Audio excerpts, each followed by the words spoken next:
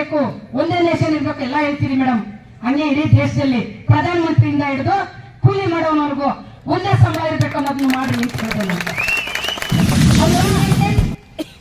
ಒಂದು ಓಟು ಒಂದು ದೇಶ ಒಂದೇ ಇರಬೇಕು ಅಂತ ಹೇಳೋದಾದ್ರೆ ಈ ದೇಶದಲ್ಲಿರುವಂತ ಎಲ್ಲ ದುಡಿಯುವಂತ ಜನರಿಗೂ ಒಂದೇ ಇನ್ಕಮ್ ಇರಬೇಕು ಅಂತ ತೀರ್ಮಾನ ಮಾಡಿ ನೋಡ್ರಿ. ಅವಾಗ ನಿಜವಾಗಿ ದೇಶ ಪ್ರೇಮಿಗಳು ದೇಶ ಪ್ರೇಮ ಅಂತಂದ್ರೆ ಬರೋ ಭಾರತ್ ಮಾತಾ ಕಿ ಜೈ ಅಂದ್ರೆ ದೇಶ ಪ್ರೇಮ ಅಲ್ಲ. ಏನ್ ನಮಗ್ ನೋವು ಅಂತಂದ್ರೆ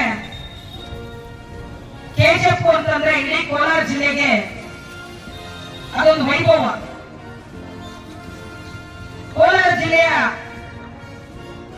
ಸ್ವಾತಂತ್ರ್ಯ ಚಳವಳಿನಲ್ಲಿ ಮೊದಲು 2 ಜಿಲ್ಲೆಗಳಿದ್ದಾಗ ಒಂದು ವಿಧಾನಸೌಧ ಮತ್ತು ಎರಡನೇದು ಕೆಜಿಎಫ್.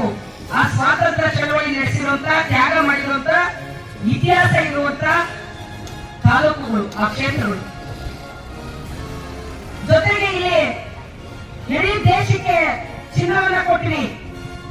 ಇಡೀ ದೇಶದ ರಕ್ಷಣೆಗಾಗಿ ಆ ರಕ್ಷಣೆಯನ್ನ ಮಾಡುವಂತ ಮೆಟೀರಿಯಲ್ಸ್ ಅನ್ನ ಇಲ್ಲಿ ಉತ್ಪಾದನೆ ಮಾಡಿ ಕೊಟ್ಟಂತ ಕಾರ್ಮಿಕರು ಇವತ್ತು ಅವ್ರ ಮಕ್ಕಳು ಮತ್ತು ಆ ಏರಿಯಾ ಇವತ್ತು ನೋವು ತಿನ್ನುವಂತ ಪರಿಸ್ಥಿತಿಗೆ ಮತ್ತು ಅವರೆಲ್ಲವೂ ಕೂಡ ಹಾಳಾಗುವಂತ ಪರಿಸ್ಥಿತಿಗೆ ಬಂದಿದೆಯಲ್ಲ, ಅದನ್ನ ನಾವು ನೋಡುವಂತ ಜೀವನ ಬಂದಲ್ಲ ಅಂತೇಳಿ ನಮ್ಗೆ ಇವತ್ತು ದುಃಖ ಆಗ್ತಾ ಇದೆ. ನಮ್ಮ ಜಿಲ್ಲೆಯ ಆರ್ಥಿಕ ಪರಿಸ್ಥಿತಿ ಅಭಿವೃದ್ಧಿ ಆಗಲಿಕ್ಕೆ ಸಹಾಯ ಆಗಿರುವಂತದ್ದು ನಮ್ಮ ಜಿಲ್ಲೆ. ಅದನ್ನು ಕೂಡ ಇವತ್ತು ಗಂಗಾಪೇಟೆ ಮತ್ತು ಕೆಜಿಎಫ್ನ ಸುತ್ತಮುತ್ತಲು ಎಲ್ಲ ಪ್ರದೇಶಗಳು ಕೂಡ ಒಂದಷ್ಟು ಅಭಿವೃದ್ಧಿ ಆಗಲಿಕ್ಕೆ ಸಾಧ್ಯ ಆದಂತದ್ದು ಇವತ್ತು 2 ಕಾರ್ಖಾನೆಗಳಿಂದ. ಒಂದು ಬಿಜಿಎಂಎಲ್ ಮತ್ತು ಬಿಎಂಎಲ್. ಬಿಜಿಎಂಎಲ್ ಕತೆ ಮುಗಿಸಿದ್ರು, ಇವತ್ತು ಬಿಎಂಎಲ್. ಅದರ ಪರಿಸ್ಥಿತಿ ಏನು ಅನ್ನೋದನ್ನ ಇವತ್ತು ನಾವು ನೋಡ್ತಾ ಇದ್ದೀವಿ. ನಾವು ಹೇಳ್ತಾನೆ ಇದ್ವಿ, ನಾವು ಬಹಳ ದಿನದಿಂದ ಹೇಳ್ತಾ ಇದ್ವಿ ದೇಶ ಪ್ರೇಮ ಅಂತಂದ್ರೆ ಬರೋ ಭಾರತ್ ಮಾತಾ ಕಿ ಜೈ ಅಂದ್ರೆ ದೇಶ ಪ್ರೇಮ ಅಲ್ಲ. ಇವತ್ತು ಆಂಧ್ರ ಕವಿ ಹೇಳಿದಂತ ರೀತಿಯಲ್ಲಿ ದೇಶ ಮಟ್ಟಿಗಾದು ದೇಶ ಮಟ್ಟೆ ಮನುಷ್ಯರು ಅಂತ ಹೇಳಿ ಶ್ರೀಶ್ರೀಗೆ ಅವತ್ತೇ ಬಂದಿದ್ದಾರೆ. ಏನು ದೇಶ ಅಂತಂದ್ರೆ ಮಣ್ಣೆನ ಗುಟ್ಟಲ ಸೈಲೆಂಟ್ ಗುಟ್ಟಲ ಅಲ್ಲ. ದೇಶ ಅಂತಂದ್ರೆ ಜನ, ದೇಶ ಅಂತಂದ್ರೆ ಪ್ರಕೃತಿ, ದೇಶ ಅಂತಂದ್ರೆ ಯುವಕರು, ಮಹಿಳೆಯರು, ವಿದ್ಯಾರ್ಥಿಗಳು, ಸಮಗ್ರವಾದಂತ ಎಲ್ಲರ ಅಭಿವೃದ್ಧಿ ಆದ್ರೆ ನಿಜವಾದಂತ ದೇಶ ಪ್ರೇಮ. ಇವತ್ತು ದೇಶ ಪ್ರೇಮ ಅಂತ ಹೇಳಿ ಬರೋ ಭಾರತ್ ಮಾತಾ ಕಿ ಜೈ ಅಂತ ಹೇಳಿ ಇವತ್ತಿರುವಂತ ಎಲ್ಲ ಪಬ್ಲಿಕ್ ಸೆಕ್ಟರ್ಸ್ ನ ಕ್ಲೋಸ್ ಮಾಡಿದ್ರು, ಮಾಡ್ತಾ ಇದ್ದೀರಿ. ಎಲ್ಲಿರುವಂತ ಈ ದೇಶದಲ್ಲಿರುವಂತ ಯುವಕರಿಗೆ ಉದ್ಯೋಗ ಇಲ್ಲ, ಮಹಿಳೆಯರಿಗೆ ರಕ್ಷಣೆ ಇಲ್ಲ, ರೈತರಿಗೆ ರಕ್ಷಣೆ ಇಲ್ಲ, ಕಾರ್ಮಿಕರಿಗೆ ರಕ್ಷಣೆ ಇಲ್ಲ. ಏನು ದೇಶ ಅಂತಂದ್ರೆ ಹೆಂಗೆ ದೇಶ ಚೆನ್ನಾಗಿರುವಂತದ್ದು? ಅಮೆರಿಕದಲ್ಲಿ ಅದಾನಿ ಕಂಪನಿಗೆ ಟ್ರಂಪ್ ಬಂದಿದ ತಕ್ಷಣ ಸ್ವಲ್ಪ ಧಕ್ಕೆ ಆಯ್ತು ಒಂದು ಕೂಡಲೇ ಇಡೀ ದೇಶಕ್ಕೆ ವಿರೋಧಿ ಅಂತ ನೀವು ಮಾತಾಡ್ತೀರಿ ಅನ್ನೋದಾದ್ರೆ, ಈ ದೇಶದಲ್ಲಿರುವಂತ ಯುವಕರಿಗೆ ಕಷ್ಟಪಟ್ಟು ಓದಿ ಉದ್ಯೋಗ ಸಿಗ್ತದೆ ಅಂತ ಹೇಳಿ ಬೆಳೆದಿರುವಂತ ಯುವಕರಿಗೆ ಉದ್ಯೋಗ ಇಲ್ಲ. ಲಕ್ಷಾಂತರ ಕೋಟ್ಯಾಂತರ ಜನ ಇವತ್ತು ಬೀದಿನಲ್ಲಿದ್ದಾರೆ. ಅಷ್ಟ ಇಷ್ಟ ಕೆಲಸ ಮಾಡಿ ದುಡಿಯುವಂತವರಿಗೆ ಇವತ್ತು ಉದ್ಯೋಗ ಇಲ್ಲ, ಆ ಸರಿಯಾದಂತ ಸಮಯ ಇಲ್ಲ, ಸರಿಯಾದಂತ ಅವರ ಹಕ್ಕುಗಳ ರಕ್ಷಣೆ ಇರ್ತಾ ಇಲ್ಲ. ಯಾರು ಇದರ ಬಗ್ಗೆ ಮಾತಾಡುವಂತವ್ರು? ಯಾರು ಚರ್ಚೆ ಮಾಡುವಂತವ್ರು? ಕಾರ್ಮಿಕರು ಅಂತಂದ್ರೆ ಅವ್ರು ಗಲಾಟೆ ಮಾಡ್ತಾರೆ, ಹೋರಾಟ ಮಾಡ್ತಾರೆ. ಮೊನ್ನೆ ಕೋಲಾರದಲ್ಲಿ ಮಾತಾಡ್ತಿದ್ದಾಗ ಹೇಳಿದ್ರು, ಇಲ್ಲ ಯಾಕೋ ಬೆಮೆಲ್ ಫ್ಯಾಕ್ಟರಿನ ಪ್ರೈವೇಟ್ ಮಾಡಕ್ ಕೂತಾರದ ಸರಿ, ಹೆಂಗಪ್ಪ ಸರಿ? ಗೌರ್ಮೆಂಟ್ ಇದ್ರೆ ಅವ್ರು ಕೆಲಸ ಮಾಡಲ್ಲ, ಪ್ರೈವೇಟ್ ಮಾಡಕ್ಕಲ್ಲ ಸರೋತದೆ. ಅದಕ್ಕೆ ನಾನು ಪ್ರಶ್ನೆ ಕೇಳಿದ್ನಿ. ನಮ್ಮ ಮನೆಯಾಗ ನಾನು, ನನ್ನ ಗಂಡು, ನನ್ನ ಮಕ್ಕಳು ಇದ್ದೀವಿ. ನನ್ನ ಮಕ್ಕಳು 2 ಮಕ್ಕಳು ಸರಿಯಾಗಿ ಅವರು ವಿದ್ಯಾಬುದ್ಧಿ ಕಲೀಲಿಲ್ಲ, ಮನೆಯಾಗ ಸರಿಯಾಗಿ ಕೆಲಸ ಮಾಡ್ತಾ ಇಲ್ಲ ಅಂತಂದ್ರೆ ನಮ್ಮ ಯಜಮಾನ ಸರಿ ಇಲ್ಲ ಅಂತ ಅರ್ಥ. ಅದಕ್ಕೆ ಬೇರೆ ಯಜಮಾನ್ ತಗೊಂಡ್ ಇಕ್ಕದ ಸರೋತದ ಮನೆ ಸರೋತದ? ಆ ಮನೆ ಸರೋದೇ ಇರೋದಕ್ಕೆ ನನ್ನ ಮಕ್ಕಳು ಸರಿಯಾಗಿ ಕೆಲಸ ಮಾಡ್ಲಿಲ್ಲ ಅಂತಂದ್ರೆ, ಇಲ್ಲಿರುವಂತ ಕಾರ್ಮಿಕರು ಸರಿಯಾಗಿ ಉತ್ಪಾದನೆ ಮಾಡ್ಲಿಲ್ಲ ಅಂತಂದ್ರೆ, ಅವ್ರು ಕೆಲಸ ಮಾಡಿಲ್ಲ ಅಂತಂದ್ರೆ ಅದಕ್ಕೆ ಯಾರ ಕಾರಣ? ನಿಮ್ ಕಾರಣ. ಯಾಕೆ ಮಾಡಿಸ್ಲಿಲ್ಲ? ಯಾರ ಜೊತೆ ನೀವು ಶಾಮಿಲ್ ಆದ್ರಿ? ಎಲ್ಲಿ ನೀವು ಲಂಚಗಳು ತೆಗೆಸಿದ್ರಿ? ನಾನು ಮೊನ್ನೆ ನಮ್ಮ ಕೋಲಾರ ಶಾಸಕರಿಗೆ ಹೇಳ್ತಾ ಇದ್ದೆ, ಅವರು ಹಿಂಗೆ ಅಚಾನಕ್ ಆಗಿ ಏನಕ್ಕೋ ಬಂದಾಗ ಜಾರಕಿಹೊಳಿ ಸಾಹೇಬ್ರು ಅವರು ಕೂಡ ನಮ್ಮ ತೋಟಕ್ಕೆ ಬಂದ್ರು. ಅವಾಗ ಮಾತಾಡುವಾಗ ನಾನು ಹೇಳ್ತಾ ಇದ್ದೆ, ಇಲ್ಲಕ್ಕ ಇಲ್ಲ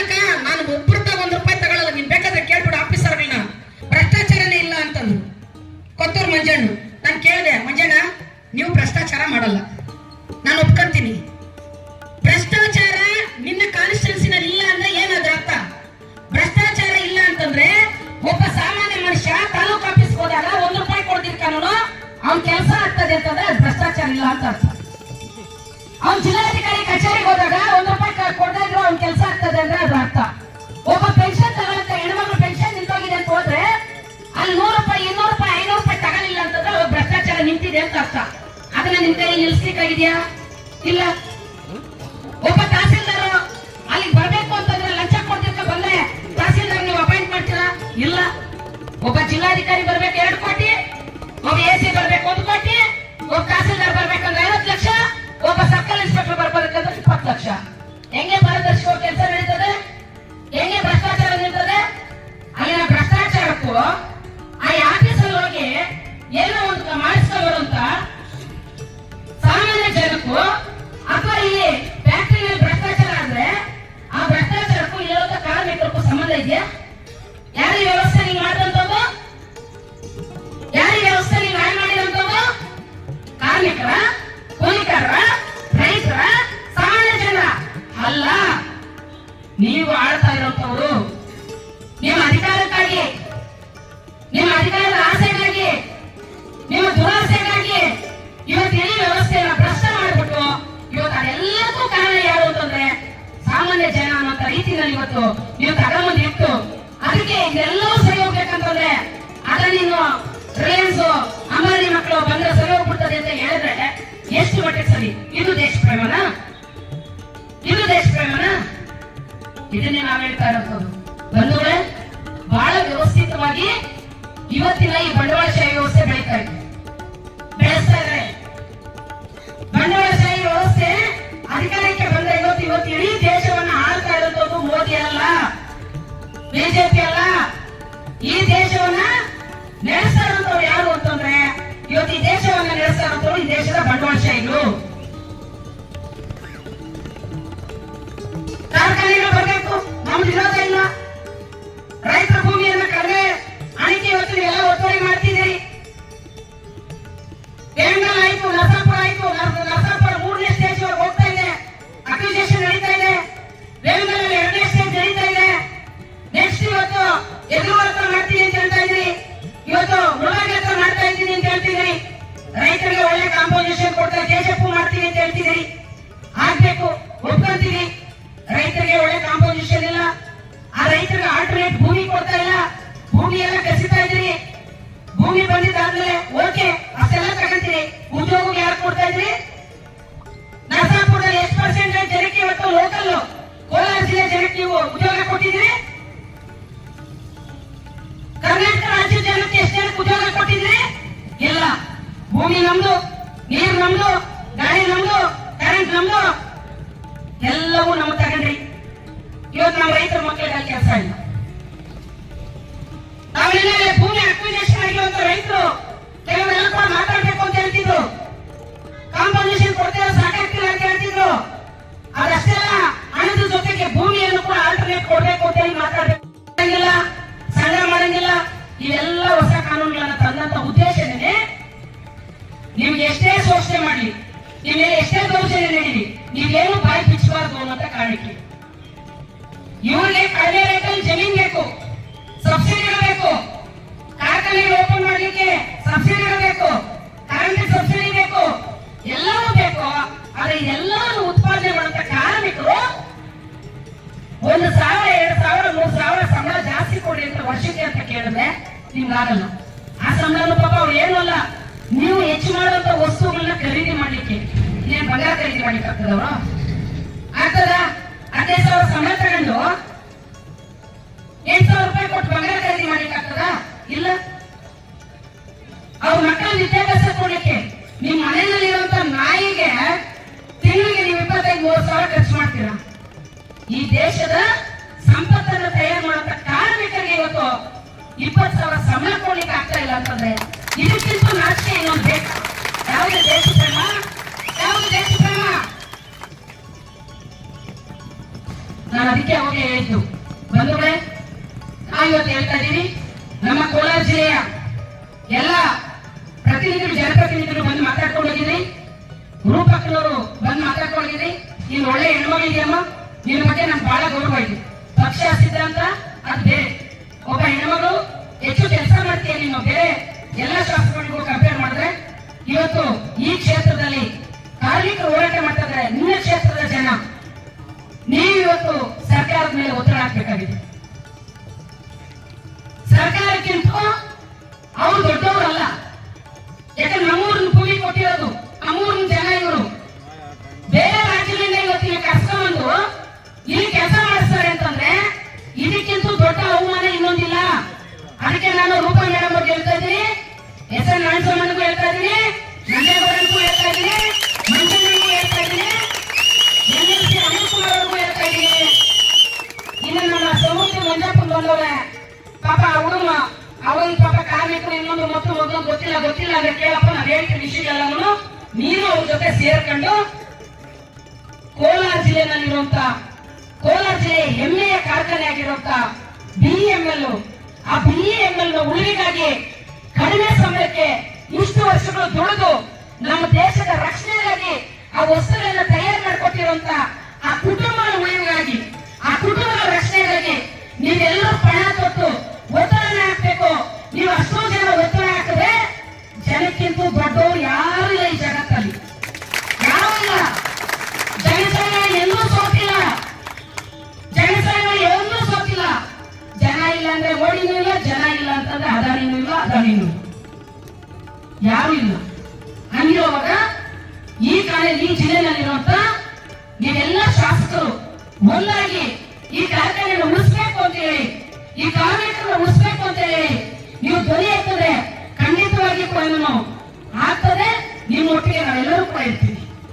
ಯಾಕೆ ಅಂತಂದ್ರೆ ಬೆಂಬಲ ಕಾರ್ಮಿಕರ ಸಮಸ್ಯೆ ಅಲ್ಲ ಇದು ನಮ್ಮ ಜಿಲ್ಲೆಯ ಸಮಸ್ಯೆ, ನಮ್ಮ ಜಿಲ್ಲೆಯ ಹೆಮ್ಮೆಯ ಪ್ರಶ್ನೆ, ನಮ್ಮ ಜಿಲ್ಲೆಯ ಸ್ವಾಭಿಮಾನದ ಪ್ರಶ್ನೆ.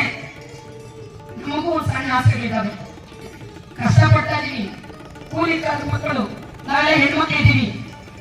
ಒಳ್ಳೆ ಗಂಡ ಸಿಕ್ಬಿಟ್ರೆ ಪರವಾಗಿಲ್ಲ. ಇಲ್ಲಿ ಬಹಳ ಜನ ಹೆಣ್ಮಕ್ಳು ಕೆಲಸ ಮಾಡ್ತಿರತ್ತೆ, ಹೆಣ್ಮಕ್ಳು ನೀವಿದ್ದೀರಿ. ಇವತ್ತು ವ್ಯವಸ್ಥೆ ತುಂಬಾ ಕೆಡಿಸ್ತಾ ಇದ್ದಾರೆ. ಒಳ್ಳೆ ಜವಾಬ್ದಾರಿ ಇರುವಂತ ಗಂಡ ಸಿಕ್ಬಿಟ್ರೆ ಆ ಕುಟುಂಬ ಹೆಂಗೋ ಒಂದ್ ಸ್ವಲ್ಪ ಬ್ಯಾಲೆನ್ಸ್ ಆಗಿ ನಡೀತದೆ. ಇಲ್ಲ ಅಂತಂದ್ರೆ ಇವತ್ತು ನಾವು ನೋಡ್ತಾ ಇದೀವಿ 30 ರಿಂದ 40% ಇವತ್ತು ಮನೆಗಳಲ್ಲಿ ಜವಾಬ್ದಾರಿಯಿಂದ ನಡ್ಕೊಳ್ಳುವಂತ ವ್ಯವಸ್ಥೆ ಇಲ್ಲ. ಅದರಲ್ಲಿ ಇವತ್ತು ಯುವಕರಿಲ್ಲ. ಯಾರನ್ನೋ ಒಬ್ಬರನ್ನ ಕೊಟ್ಟು ಮದುವೆ ಮಾಡ್ತಾರೆ, ಮದುವೆ ಮಾಡ್ಕೊಂತೀವಿ, ಮಕ್ಕಳು ನಡೀತೀವಿ. ಆ ಮಕ್ಕಳು ಹುಟ್ಟಿದಾಗ ಅದರಲ್ಲೂ ಗಂಡು ಮಕ್ಳು ಹುಟ್ಟುಬಿಟ್ರೆ, ಎಲ್ಲೋ ಗಂಡು ಮಗು ಹುಟ್ಟುಬಿಟ್ರೆ ಒಂದು ಪಾಪ ನಾಳೆ ನಮ್ಮನ್ನ ಎಲ್ಲೋ ಒಂದಾಗ ಹೋಗಿ ದುಡ್ದು ಮಾಡಿ ಏನೋ ಸಾಕ್ತಾನೆ ಅಂತ ಹೇಳಿ ITI ಇಂಜಿನಿಯರಿಂಗ್ ಡಿಪ್ಲೊಮಾನೋ ಎಲ್ಲ ಮಾಡ್ತೀವಿ, ಬೀದಿ ಬಿಡ್ತೀವಿ. ಇವತ್ತು ಅವ್ರ ಕೆಲಸಗಳಿಲ್ಲ. ಈ ಚುನಾವಣೆಗಳು ಅವು ಇವು ಬಂದು ಎಣ್ಣ ಪಂಡ ಕುಡಿಯೋದು ಮಾಡೋದು ಗುಟ್ಕ ನಟ್ಕ ಎಲ್ಲ ಕಲ್ಕೊಂಡು ಇವತ್ತು ಆ ಮಕ್ಕಳು ಎಲ್ಲ ಇದ್ದಾರೆ ಅಂತಂದ್ರೆ, ಈ ಕೋಳಿ ಮರಿ ಮಾಡ್ಲಿಕ್ಕೆ ನಾವು ಮೊಟ್ಟೆ ಹಾಕ್ತಿವಿ ಕಾವ್ಗೆ. 21 ದಿನ ಆದ್ಮೇಲೆ ಮರಿ ಮಾಡ್ತದೆ. 21 ಮೊಟ್ಟೆ ಮರಿ ಮಾಡ್ಬಿಟ್ಟಿದೆ ಅಂತ ಖುಷಿಯಾಗಿ ಈಚೆ ಬಿಡ್ತೀವಿ. ಮೇಲ್ಗಡೆಯಿಂದ ಕಾಗೆಲ್ಲ ಅದು ಬಂದು ಆ ಮರಿ ಹೊತ್ಕೊಂಡು ಹೋಗ್ಬಿಡ್ತದೆ. ಹಂಗೆ ಇವತ್ತು ನಮ್ಮ ಮಕ್ಕಳು ಬದುಕು ಹಾಳಾಗ್ತಾ ಇದೆ. ಆ ಬದುಕು ಹಾಳಾಗ್ಲಿಕ್ಕೆ ಏನ್ ಕಾರಣ ಅಂತಂದ್ರೆ ಉದ್ಯೋಗಗಳಿಂದ ಇರುವಂತದ್ದು, ಅವ್ರ ಸಮಯ ಇರುವಂತದ್ದು. ಅದಕ್ಕೋಸ್ಕರ ಇವತ್ತು ಈ ಕಾರ್ಖಾನೆಗಳು ಉಳಿಬೇಕಾಗಿದೆ, ಕಾರ್ಮಿಕರು ಉಳಿಬೇಕಾಗಿದೆ. ಆ ಉಳಿಸುವಂತ ಕೆಲಸನ ಇಲ್ಲಿರುವಂತ ಜನಪ್ರತಿನಿಧಿಗಳು ನಿಜವಾಗಿ ಕೂಡ ಜವಾಬ್ದಾರಿ ಇದೆ. ಎರಡನೇದು, ಮಹೇಶ್ ಬಾಬು ಅವರು ವ್ಯಕ್ತಿಗತವಾಗಿ ನೀವು ಒಳ್ಳೆ ಮನುಷ್ಯ ಇರ್ಬೋದು, ಸೈದ್ಧಾಂತಿಕವಾಗಿ ಬೇರೆ ಏನೇ ಇರಲಿ, ನಿಮಗೆ ನಿಜವಾಗ್ಲೂ ಕೂಡ ಆತರ ಇದ್ರೆ, ನಾನು ಮೊನ್ನೆ ಯಾವುದೋ ಒಂದು ಕಾರ್ಯಕ್ರಮದಲ್ಲಿ ನಾವು ಹೋದಂತ ಸಂದರ್ಭದಲ್ಲಿ ದಲಿತ ಇಂಡಸ್ಟ್ರಿಯಲಿಸ್ಟ್ಗಳದ್ದು ಒಂದು ಸಭೆ, ಅದಕ್ಕೆ ಸಂಬಂಧಪಟ್ಟಂತ ಕಾಯ್ದೆಗಳು ಸಂಬಂಧಪಟ್ಟಂಗೆ ರಾಜ್ಯ ಇಂಡಸ್ಟ್ರಿಯಲಿಸ್ಟ್ ಮಿನಿಸ್ಟರ್ ಪಾಟೀಲ್ ಅವರು ಮತ್ತು ಇವರು ಶೋಭಾ ಕರಂದ್ಲಾಜೆ ಮೇಡಮ್ ಅನ್ನು ಕೂಡ ಕರೆಸಿದ್ರು. ಮಹೇಶ್ ಬಾಬು ಸರ್ ಅವ್ರು ಬಂದಿದ್ರು. ಅವತ್ತೊಂದು ಚರ್ಚೆ ಆಗುವಾಗ ನಾನು ಹೇಳ್ತಿದ್ದೆ, ಮೇಡಮ್ ಅವ್ರಿಗೆ ಒಂದೇ ದೇಶ ಇರಬೇಕು, ಒಂದೇ ಓಟ್ ಇರಬೇಕು, ಒಂದೇ ನೇಷನ್ ಇರ್ಬೇಕು ಎಲ್ಲ ಹೇಳ್ತೀರಿ ಮೇಡಮ್. ಹಂಗೆ ಇಡೀ ದೇಶದಲ್ಲಿ ಪ್ರಧಾನ ಮಂತ್ರಿಯಿಂದ ಹಿಡಿದು ಕೂಲಿ ಮಾಡೋನವ್ರಿಗೂ ಒಂದೇ ಸಂಬಳ ಇರಬೇಕು ಅನ್ನೋದನ್ನ ಮಾಡಿ ಹೌದಲ್ವಾ? ಹೌದಲ್ವಾ? ಶೋಭಾ ಕನ್ಕೋಪ ನರೇಂದ್ರನ ಮಕ್ಕಳಿಗೆ ಇರ್ಬೋದು, ಆದ್ರೆ DC-ಗೂ ಹೆಂಡತಿ ಮಕ್ಳು ಇರ್ತಾರೆ, ಇಲ್ಲಿ ಕೂಲಿ ಮಾಡೋಂಥವ್ರಿಗೂ ಹೆಂಡತಿ ಮಕ್ಳು ಇರ್ತಾರೆ. ಎಲ್ಲರೂ ದುಡಿಯೋದು ಏನಕ್ಕೆ? ಮಕ್ಕಳ ವಿದ್ಯಾಭ್ಯಾಸ ಮಾಡಿಸ್ಬೇಕು, ಕುಟುಂಬ ಚೆನ್ನಾಗಿರ್ಬೇಕು, ಊಟ ತಿನ್ಬೇಕು, ಬಟ್ಟೆ ಹಾಕ್ಬೇಕು, ಅಷ್ಟೇ. ಅದಕ್ಕಿಂತ ಮೇಸ್ತಿ ಏನ್ ಬೇಕು? ನಿಮ್ಗೇನೇನೋ ಬೇಕು, ಹೌದಲ್ಲ? ಆದ್ರೆ ವಾಸ್ತವವಾಗಿ ಮನುಷ್ಯನಿಗೆ ಬೇಕಾಗಿರೋದು ಇಷ್ಟೇ. ಬಾತ್ರೂಮ್ ಅಲ್ಲಿ ಇದೆ ಯಾವ್ದು ಬಂಗಾರ ಬಕೆಟ್ ಇಟ್ಕೊಂಡಿದ್ನಂತೆ. ಯಾವ ಬಕೆಟ್ ಆಗೋದ್ರು ನೀರೇ ಹಾಕೊಳ್ಳೋದು, ಹೌದಲ್ಲ? ಆದ್ರೆ ಬಕೆಟ್ಗಳು ನೀನ್ ಬೇಕಾದ್ರೆ ಕಲರ್ ಬಕೆಟ್ಗೆ ಇಟ್ಕೋಬಹುದು. ಅನ್ನ ಮಾತ್ರ ಒಂದೇ ತಿನ್ಬೇಕು. ಕೂಲಿ ಮಾಡೋನು ಒಂದೇ, ನೀನ್ ಬಂಗಾರ ಬಕೆಟ್ ಹಾಕಿ ತೊಳ್ಕೊಳ್ಳೋನು ಒಂದೇ, ಹೌದಲ್ಲ? ಅನ್ನನೇ ತಿನ್ಬೇಕು, ಚಪಾತಿನೇ ತಿನ್ಬೇಕು, ಮುದ್ದೆನೇ ತಿನ್ಬೇಕು. ಇಷ್ಟಂದ್ರೆ ನಾವು ಕೇಳ್ತಾರಂಥದ್ದು. ನೀವು ಒನ್ ನೇಷನ್, ಒಂದು ಓಟು, ಒಂದು ದೇಶ, ಒಂದೇ ಇರಬೇಕು ಅಂತ ಹೇಳೋದಾದ್ರೆ ಈ ದೇಶದಲ್ಲಿರುವಂತ ಎಲ್ಲ ದುಡಿಯುವಂತ ಜನರಿಗೂ ಒಂದೇ ಇನ್ಕಮ್ ಇರಬೇಕು ಅಂತ ಹೇಳಿ ತೀರ್ಮಾನ ಮಾಡ್ರಿ ನೋಡ್ರಿ. ಅವಾಗ ನಿಜವಾಗಿ ದೇಶ ಪ್ರೇಮಿಗಳು ನೀವು, ನಾವೆಲ್ಲರೂ ನಿಮ್ ಜೊತೆ ಬರ್ತೀವಿ, ನಾವೆಲ್ಲರೂ ನಿಮ್ ಜೊತೆ ಬರ್ತೀವಿ. ನಾವು ಬಲೋ ಬಳತ್ ಮತ್ತೆ ಜೈ ಅಂತೀವಿ, ನೀವು ಶ್ರೀರಾಮನ್ ಜೈ ಅಂದ್ರೆ ನಾವು ಅಂದ್ಬಿಡ್ತೀವಿ. ಯಾಕಂದ್ರೆ ಎಲ್ಲರೂ ಒಟ್ಟಿಗೆ ಬದುಕ್ತೀವಿ ಅನ್ನೋದಾದ್ರೆ ಇಷ್ಟೇ ನಾವು ಕೇಳ್ತಿರೋದು, ಎಲ್ಲರೂ ಸಮನಾಗಿ ಬದುಕಬೇಕು ಅನ್ನೋದನ್ನ. ಅದಕ್ಕಾಗಿ ಬಂಧುಗಳೇ, ಈ ಸತ್ಯನ ನೀವು ಅರ್ಥ ಮಾಡ್ಕೊಳ್ರಿ. ಈ ರಾಜಕೀಯ ತಂತ್ರಗಾರಿಕೆ ನೀವು ಅರ್ಥ ಮಾಡ್ಕೊಳ್ಳಿಲ್ಲ ಕಾರ್ಮಿಕರು ಅಂತಂದ್ರೆ ಬಹಳ ಕಷ್ಟ ಇದೆ. ಇವತ್ತು ಅವ್ರಿಗೆ ಬೇಕಾಗಿರುವಂತದ್ದು, ಅವ್ರನ್ನ ನಡೆಸ್ತಾ ಇರುವಂತದ್ದು ಈ ದೇಶದ ಬಂಡವಾಳಶಾಹಿ ವ್ಯವಸ್ಥೆ. ಈ ದೇಶದ ಬಂಡವಾಳಶಾಹಿ ವ್ಯವಸ್ಥೆಗೆ ಪಾಠ ಕಲಿಸ್ಬೇಕು ಅಂತಂದ್ರೆ ಈ ಮಣ್ಣು, ಈ ಕೆಜಿಎಫ್ನ ಮಣ್ಣು ಇತಿಹಾಸ ಇರುವಂತ ಮಣ್ಣು, ಇತಿಹಾಸವನ್ನ ಸೃಷ್ಟಿ ಮಾಡಿರುವಂತ ಮಣ್ಣು. ಸಾವಿರಾರು ಜನ ಕಾರ್ಮಿಕರು ಕೈ ಕಾಲು ಎಲ್ಲವನ್ನು ಕಳ್ಕೊಂಡಿರುವಂತವ್ರು, ಸುಮಾರು ಜನ ಸಂಗಾತಿಗಳು ಪ್ರಾಣ ಕೊಟ್ಟಿರುವಂತ ಭೂಮಿ ಇದು. ಹಾಗಾಗಿ ನೀವು ಯಾರು ಹೆದರ್ಬೇಕಾಗಿಲ್ಲ. ನೀವು ಹೋರಾಟನ ಕೈ ಬಿಡಬೇಡ್ರಿ. ಇವತ್ತು ನಿಮ್ಮ ಬೇಡಿಕೆ ನೀಡೋ ತನಕ ನೀವು ಹೋರಾಟ ಮುಂದುವರಿಸ್ರಿ. ನಿಮ್ಮೊಟ್ಟಿಗೆ ನಾವು ಇರ್ತೇವೆ. ಜೊತೆಗೆ ಇವತ್ತು ಇಲ್ಲಿನ ಜನಪ್ರತಿನಿಧಿಗಳು ಕೂಡ ಒತ್ತಡ ಹಾಕೋಣ. ಅವರು ಕೂಡ ಪಾಸಿಟಿವ್ ಆಗಿದ್ದಾರೆ. ಇನ್ನೂ ಒಂದಷ್ಟು ಸೀರಿಯಸ್ ಆಗಿ ನೀವು ಮಾತಾಡ್ರಪ್ಪ, ಒತ್ತಡ ಹಾಕ್ರಿ ಅನ್ನೋ ರೀತಿಗೆ ನಾವು ಆರ್ಗನೈಸ್ ಮಾಡ್ಬೇಕಾಗ್ತದೆ. ನಾಳೆ ಎಳೆ ಕುಟುಂಬದ, ನಮ್ಮ ಕುಟುಂಬಗಳಲ್ಲಿರುವಂತ ಮಕ್ಕಳು, ಮರಿ, ಹೆಂಡತಿ, ಮಕ್ಕಳು ಎಲ್ಲರೂ ಹೊರಗೆ ಆಗ್ಬೇಕು. ಆ ಲೆವೆಲ್ಗೆ ಆಗೋದು ಕೂಡ ಹೋರಾಟಕ್ಕೆ ನೀವು ಧೈರ್ಯವಾಗಿರ್ರಿ, ಹೆದರಬೇಡ್ರಿ. ಇವತ್ತು ನೀವೆಲ್ಲರೂ ಕೂಡ ಸೈನಿಕರು. ಬರೀ ನಿಮ್ಮ ಕುಟುಂಬದ ಪ್ರಶ್ನೆ ಅಷ್ಟೇ ಅಲ್ಲ, ಇದು ಇನ್ನೂ ಒಂದು ತರಂತರಕ್ಕೆ ಇದು ಮುಂದುವರಿಯುವಂತ ಒಂದು ಪ್ರಶ್ನೆ. ಆ ನಿಟ್ಟಿನಲ್ಲಿ ಹೋರಾಟ ಮುಂದುವರಿಸಿದ್ರೆ ಅವ್ರು ಎಷ್ಟು ದಿನ ಗುಜರಾತಿಂದ ಕರ್ಕೊಂಬರ್ತಾರೋ, ಉತ್ತರ ಪ್ರದೇಶದಿಂದ ಕರ್ಕೊಂಬರ್ತಾರೋ ನೋಡ್ರಿ. ಅದೆಷ್ಟು ದಿನ ಕರ್ಕೊಂಬರ್ತಾರೋ ನೋಡೋಣ. ಎಷ್ಟು ಜನರನ್ನ ಅವರು ಬೇರೆ ಬೇರೆ ರಾಜ್ಯಗಳಿಂದ ಕರ್ಕೊಂಡ್ ಕೆಲಸ ಮಾಡಿಸ್ತಾರೋ ಅಂತೇಳಿ ನಾವು ನೋಡಕ್ಕೆ ಶುರು ಮಾಡೋಣ. ಖಂಡಿತವಾಗಿ ನಾವು ಮಹಿಳಾ ಸಂಘಟನೆ ಇಡೀ ಹಳ್ಳಿಗಳಲ್ಲಿರುವಂತ ಎಲ್ಲ ಹೆಣ್ಮಕ್ಳ ಮಧ್ಯೆ ನಾವು ಮಾತಾಡಿ ನಿಮ್ಮ ಕಮಿಟಿ, ನಿಮ್ಮ ಸಂಘಟನೆ ತೀರ್ಮಾನ ಮಾಡ್ತು ಅಂತಂದ್ರೆ ನಾವು ನಿಮ್ಮೊಟ್ಟಿಗೆ ಬೆಂಬಲವಾಗಿ ನಿಲ್ತೀವಿ. ಆದ್ರೆ ನೀವು ಗಟ್ಟಿಯಾಗಿ ನಿಲ್ಬೇಕು ಅನ್ನೋ ಮಾತನ್ನ ಹೇಳ್ತಾ, ನಿಮ್ಮ ಹೋರಾಟ ಯಶಸ್ವಿಯಾಗಿ ಅಂತ ಹೇಳ್ತಾ ನನ್ನ ಮಾತನ್ನು ಮುಗಿಸ್ತಾ ಇದ್ದೀನಿ. ಜಿಂದಾಬಾದ್.